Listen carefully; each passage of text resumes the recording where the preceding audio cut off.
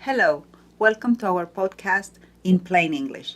Today we're going to have a very interesting interview with Missael Vizcaíno, who works in the Modern Languages Department at the University of Guadalajara.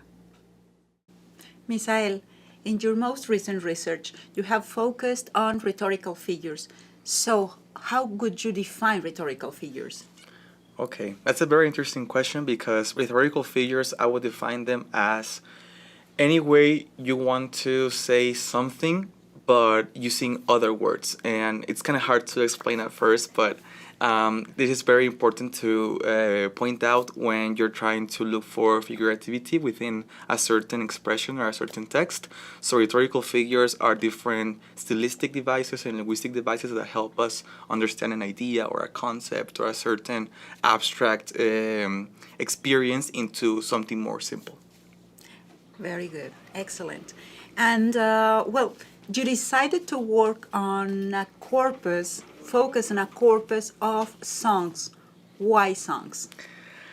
Songs are so much ingrained into our everyday life that I wanted to analyze songs because all of us like music. I mean, it's a pretty safe question to ask and to say that all of us like either a certain artist, a certain genre, a certain band, or anything, but we are a fan of a certain style of music. So that's why I decided to also analyze music because by doing so, I was going to have a better time analyzing my songs, and at the same time, I was going to analyze something that was very rich in figurative language and in rhetorical figures.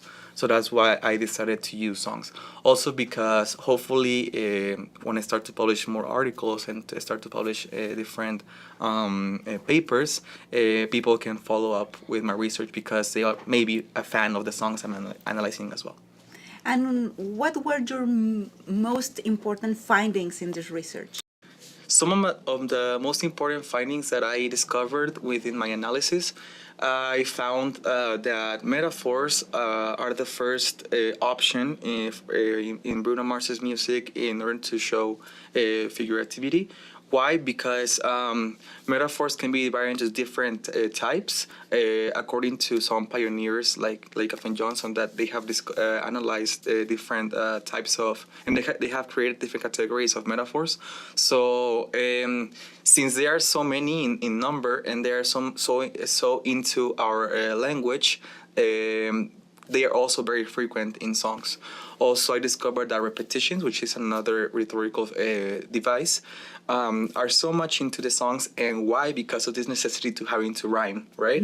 Like same as poems, songs do have to have this characteristic of rhyming. So that's why also by repeating a certain word at the end of a phrase, then they're going to create this figurativity of and that focus on a certain expression or a certain word. And also hyperbole is because as the majority of the songs were either sad songs or love songs, usually you can find the singer or the songwriter trying to express his emotions like very intensely. So that's why he referred to hyperbole to try to like highlight these feelings and these expressions. So those were the most important findings I discovered. Besides this, for example, if we compare the results with other genres, I mean, with other textual genres, we're going to see that, for example, in sports discourse, we have more metonymies than, for example, hyperboles or personification. Why do you think we have this difference so highlighted? Okay, I see it exactly like you mentioned it because of how the textual genre is constituted. Since songs are usually very short, I mean they're like a 3 or 4 minutes, even 2 minutes long.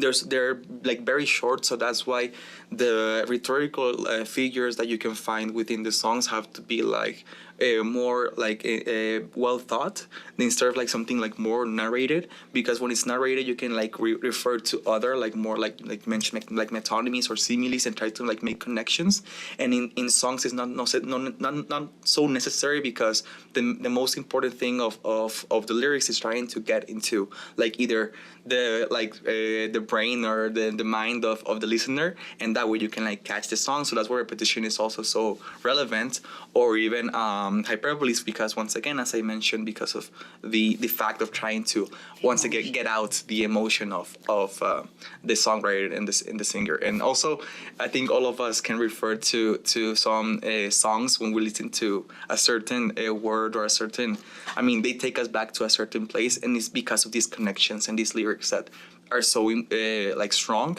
and that way those connections are built. Excellent. My very last question is about your research. This is a very descriptive research. However, I think that we can have some explicit applications into other disciplines, such as which disciplines? Okay, I'm a teacher myself, an English teacher. Actually, that's like what I've done for all my work life. So I do believe that you can also integrate songs into how you can teach either phonetics, you can teach different like difficult vocabulary with figurative language as well. So I believe that the teaching area is a place where you can put all your findings, in this case from this type of research, into so that way students can benefit from the discoveries you may find. And so I would say that you can use it in classes, and of course it can also motivate you for other future research as well. Well, thank you very much, Missael, for this interview, and well, let's wait for another podcast in the future. Thank you very much. Thank you very much for the invitation.